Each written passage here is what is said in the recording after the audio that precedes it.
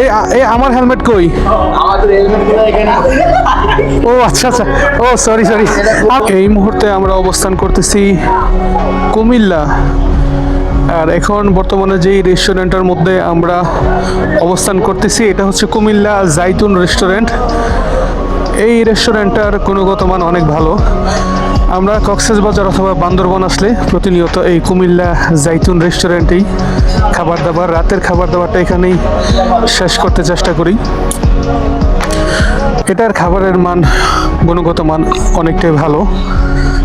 ভিতরের পরিবেশটা যদি আপনাদেরকে একটু দেখাই, এখন চিনা চিনা লাগতেছে। চিনো তুমি ওরে? বন্ধু বান্ধব সবাই মিলে আসলে একটা ট্যুরে যাওয়ার আনন্দটাই অন্যরকম।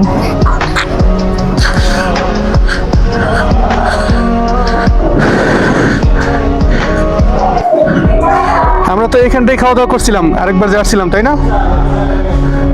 এই টেবিলটাতেই আমরা আরেকবার যখন আসছিলাম খাওয়া দাওয়া করেছিলাম। এই আমার হেলমেট কই?